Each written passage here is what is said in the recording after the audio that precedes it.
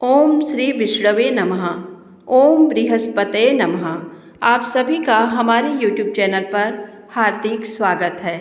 समस्त मनोकामनाओं को पूर्ण करने वाली आज आइए सुने बृहस्पतिवार व्रत की पौराणिक कथा। भारतवर्ष में एक प्रतापी और दानी राजा राज्य करता था।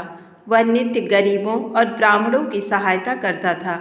ये बात उसकी रानी को अच्छी नहीं लगती थी। वह न ही गरीबों को दान देती, न ही भगवान का पूजन करती थी और राजा को भी दान देने से मना किया करती थी। एक दिन राजा शिकार खेलने वन को गए हुए थे तो रानी महल में अकेली थी। उसी समय बृहस्पति देव साधु वेश में राजा के महल में भिक्षा के लिए गए और भिक्षा मांगी। रानी ने भिक्षा देने से इनकार किया और कहा, हे साधु महाराज, मैं तो दान पुण्य से तंग आ गई हूँ। मेरे पति सारा धन लुटाते रहते हैं। मेरी इच्छा है कि हमारा धन नष्ट हो जाए, फिर ना रहेगा बांस, ना बजेगी बांसुरी। साधु ने कहा, देवी तुम तो बड़ी विचित्र हो। धन संतान तो सभी चाहते हैं, पुत्र और लक्ष्मी तो पापी के घर भी होने चाहिए। यदि तुम्हारे पास अधिक धन है तो भूखों को भोजन दो, प्यासों के लिए प्याऊ बनवाओ, मुसाफिरों के लिए धर्मशालाएं खुलवाओ। जो निर्धन अपनी कुंवारी कन्याओं का विवाह नहीं कर सकते उनका विवाह करा दो। ऐसे और कई काम हैं जिनके करने से तुम्हारा यश लोक और परलोक में फैलेगा। परंतु रानी पर उपदेश का कोई प्रभाव न पड़ा। वह बोली, महाराज आप मुझे कुछ ना समझाएं। मैं ऐसा धन नहीं चाहती जो हर जगह बांटती फिरूं। साधु ने उत्तर दिया, यदि तुम्हारी ऐसी इच्छा है तो तथास्तु। तुम ऐसा करना कि बृहस्पतिवार को घर लीप कर पीली मिट्टी से अपना सिर धोकर स्नान करना, भट्ठी चढ़ाकर कपड़े धोना। ऐसा करने से आपका सारा धन नष्ट हो जाएगा। इतना कहकर वह साधु महाराज वहाँ से अलोप हो गए। साधु के अनुसार कई बातों को पूरा करते हुए रानी को केवल 3 बृहस्पतिवार ही बीते थे कि उसकी समस्त धन संपत्ति नष्ट हो गई। भोजन के लिए राजा का परिवार तरसने लगा। तब एक दिन राजा ने रानी से बोला कि हे रानी, तुम यहीं रहो, मैं दूसरे देश को जाता हूँ, क्योंकि यहाँ पर सभी लोग मुझे जानते हैं, इसलिए मैं कोई छोटा कार्य नहीं कर सकता। ऐसा कहकर राजा परदेश चला गया। वहाँ वह जंगल से लकड़ी काट कर लाता और शहर में बेचता। इस तरह वह अपना जीवन व्यतीत करने लगा। इधर राजा के परदेश जाते ही रानी और दासी दुखी रहने लगी। एक बार जब रानी और दासी को 7 दिन तक बिना भोजन के रहना पड़ा तो रानी ने अपनी दासी से कहा, हे दासी, पास ही के नगर में मेरी बहन रहती है, वह बड़ी धनवान है। तू उसके पास जा और कुछ ले आ, ताकि थोड़ी बहुत गुजर बसर हो जाए। दासी रानी की बहन के पास गई। उस दिन गुरुवार था और रानी की बहन उस समय बृहस्पतिवार व्रत की कथा सुन रही थी। दासी ने रानी की बहन को अपनी रानी का संदेश दिया, लेकिन रानी की बड़ी बहन कोई उत्तर नहीं दिया। जब दासी को रानी की बहन से कोई उत्तर नहीं मिला तो वह बहुत दुखी हुई और उसे क्रोध भी आया। दासी ने वापस आकर रानी को सारी बात बता दी। सुनकर रानी ने अपने भाग्य को कोसा। उधर रानी की बहन ने सोचा कि मेरी बहन की दासी आई थी, परंतु मैं उससे नहीं बोली, इससे वह बहुत दुखी हुई होगी। कथा सुनकर और पूजन समाप्त करके वह अपनी बहन के घर आई और कहने लगी, हे बहन, मैं बृहस्पतिवार का व्रत कर रही थी। तुम्हारी दासी मेरे घर आई थी, परंतु जब तक कथा होती है तब तक न तो उठते हैं और न ही बोलते हैं, इसलिए मैं नहीं बोली। कहो दासी, क्यों गई थी? रानी बोली, बहन तुमसे क्या छिपाऊं, हमारे घर में खाने तक को अनाज नहीं था। ऐसा कहते कहते रानी की आंखें भर आईं। उसने दासी समेत पिछले 7 दिनों से भूखे रहने तक की बात अपनी बहन को विस्तार पूर्वक सुना दी। रानी की बहन बोली, देखो बहन, भगवान बृहस्पति देव सबकी मनोकामना को पूर्ण करते हैं। देखो, शायद तुम्हारे घर में अनाज रखा हो। पहले तो रानी को विश्वास नहीं हुआ, पर बहन के आग्रह करने पर उसने अपनी दासी को अंदर भेजा तो उसे सचमुच अनाज से भरा एक घड़ा मिल गया। ये देखकर दासी को बड़ी हैरानी हुई। दासी रानी से कहने लगी, हे रानी, जब हमको भोजन नहीं मिलता तो हम व्रत ही तो करते हैं, इसलिए क्यों न इनसे व्रत और कथा की विधि पूछ ली जाए, ताकि हम भी व्रत कर सकें। तब रानी ने अपनी बहन से बृहस्पतिवार व्रत के बारे में पूछा। उसकी बहन ने बताया, बृहस्पतिवार के व्रत में चने की दाल और मुनक्का से विष्णु भगवान का केले की जड़ में पूजन करें तथा दीपक जलाए, व्रत कथा सुने और पीला भोजन ही करें। इससे बृहस्पति देव प्रसन्न होते हैं। व्रत और पूजन विधि बताकर रानी की बहन अपने घर को लौट गई। 7 दिन के बाद जब गुरुवार आया तो रानी और दासी ने व्रत रखा। घुड़साल में जाकर चना और गुड़ लेकर आई, फिर उससे केले की जड़ तथा विष्णु भगवान का पूजन किया। अब पीला भोजन कहाँ से आए, इस बात को लेकर दोनों बहुत दुखी थे। चूँकि उन्होंने व्रत रखा था इसलिए बृहस्पति देव उनसे प्रसन्न थे। इसलिए वे एक साधारण व्यक्ति का रूप धारण कर 2 थालों में सुंदर पीला भोजन दासी को दे गए। भोजन पाकर दासी प्रसन्न हुई और फिर रानी के साथ मिलकर भोजन ग्रहण किया। उसके बाद वे सभी गुरुवार को व्रत और पूजन करने लगीं। बृहस्पति भगवान की कृपा से उनके पास फिर से धन संपत्ति आ गई, परंतु रानी फिर से पहले की तरह आलस्य करने लगी। तब दासी बोली, देखो रानी, तुम पहले भी इस प्रकार आलस्य करती थी। तुम्हें धन रखने में कष्ट होता था, इस कारण सभी धन नष्ट हो गया। और अब जब भगवान बृहस्पति की कृपा से धन मिला है तो तुम्हें फिर से आलस्य होता है। रानी को समझाते हुए दासी कहती है कि बड़ी मुसीबतों के बाद हमने ये धन पाया है, इसलिए हमें दान पुण्य करना चाहिए, भूखे मनुष्यों को भोजन कराना चाहिए और धन को शुभ कार्यों में खर्च करना चाहिए, जिससे तुम्हारे कुल का यश बढ़ेगा, स्वर्ग की प्राप्ति होगी और पितृ भी प्रसन्न होंगे। दासी की बात मानकर रानी अपना धन शुभ कार्यों में खर्च करने लगी, जिससे पूरे नगर में उसका यश फैलने लगा। एक दिन राजा दुखी होकर जंगल में एक पेड़ के नीचे आसन जमाकर बैठ गया। वह अपनी दशा को याद करके व्याकुल होने लगा। बृहस्पतिवार का दिन था। एकाएक उसने देखा कि निर्जन वन में एक साधु प्रकट हुए। वह साधु वेश में स्वयं बृहस्पति देवता थे। लकड़हारे के सामने आकर बोले, हे लकड़हारे, इस सुनसान जंगल में तू चिंता मग्न क्यों बैठा है? लकड़हारे ने दोनों हाथ जोड़कर प्रणाम किया और उत्तर दिया, महात्मा जी, आप सब कुछ जानते हैं, मैं क्या कहूँ? ऐसा कहकर रोने लगा और साधु को अपनी आत्मकथा सुनाई।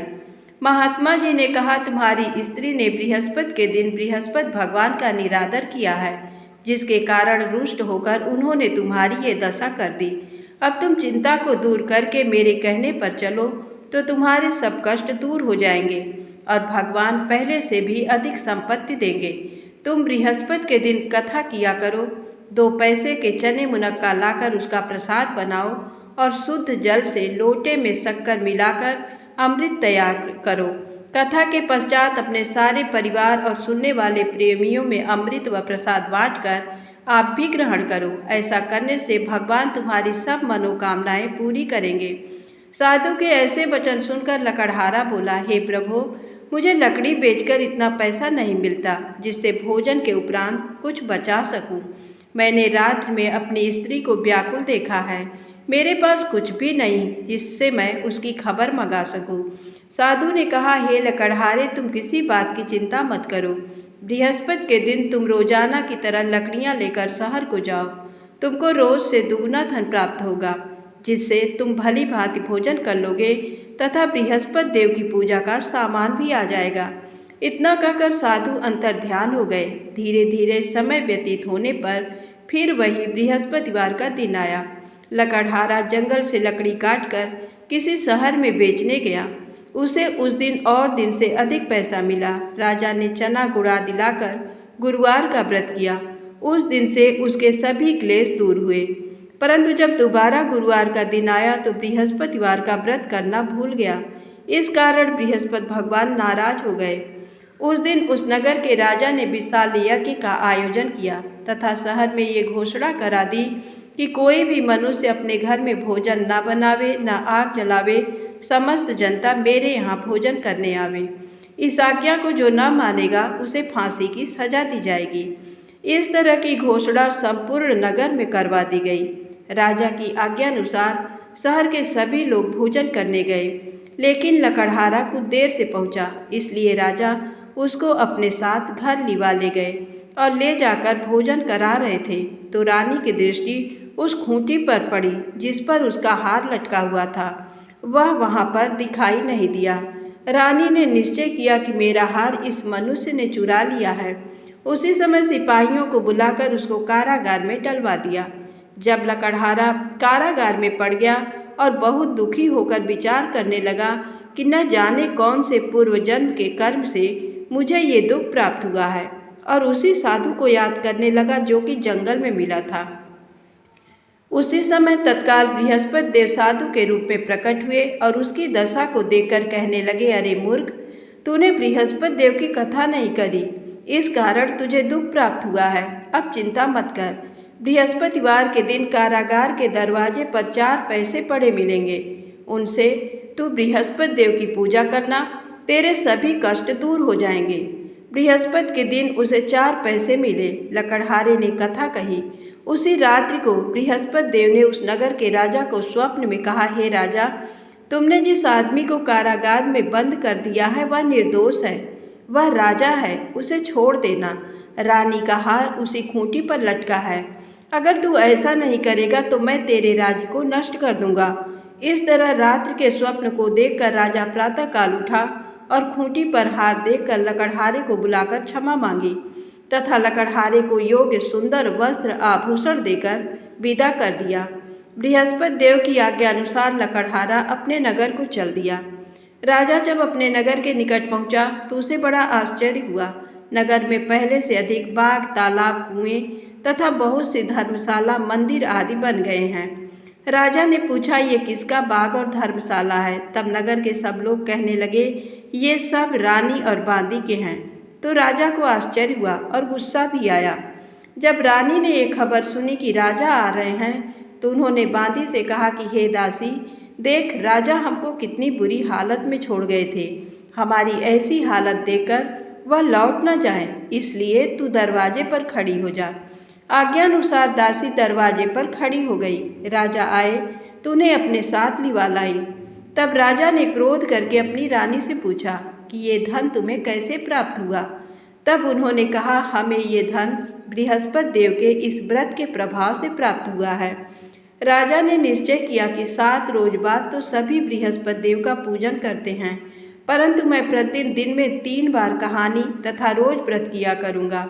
अब हर समय राजा के दुपट्टे में चने की दाल बंधी रहती तथा दिन में 3 बार कहानी कहता।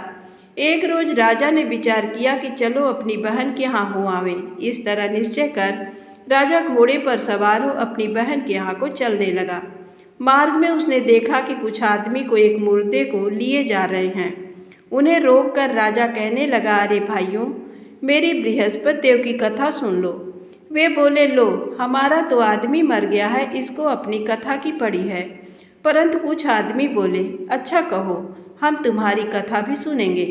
राजा ने दाल निकाली और जब कथा आधी हुई थी कि मुर्दा हिलने लग गया, और जब कथा समाप्त हो गई तो राम राम करके मनुष्य उठकर खड़ा हो गया।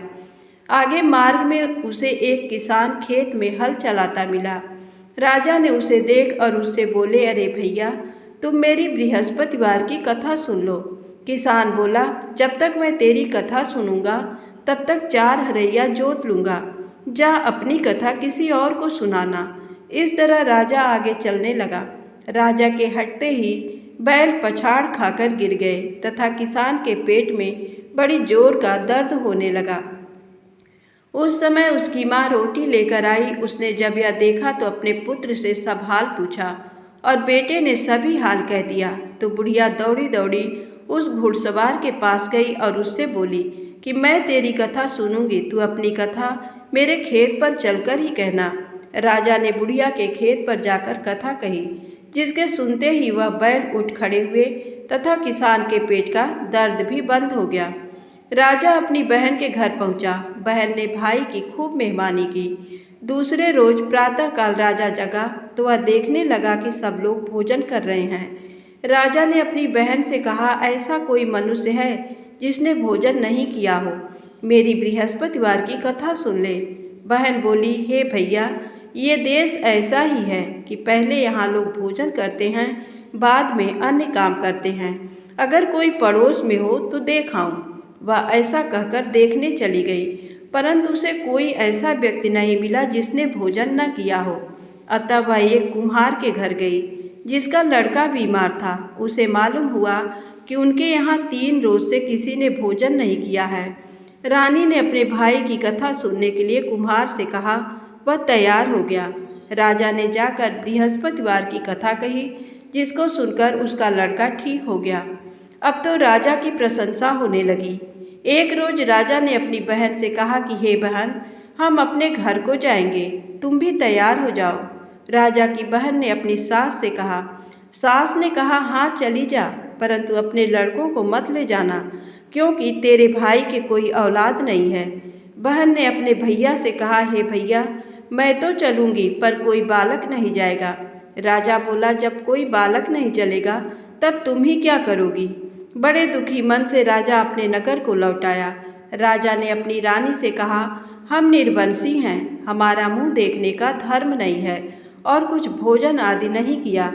रानी बोली, हे प्रभु, बृहस्पति देव ने हमें सब कुछ दिया है, वह हमें औलाद अवश्य देंगे। उसी रात को बृहस्पति देव ने राजा से स्वप्न में कहा, हे राजा, उठ, सभी सोच त्याग दे, तेरी रानी गर्भ से है। राजा की ये बात सुनकर बड़ी खुशी हुई। 9वें महीने में उसके गर्भ से एक सुंदर पुत्र पैदा हुआ। तब राजा बोला, हे रानी, स्त्री बिना भोजन के रह सकती है, पर बिना कहे नहीं रह सकती।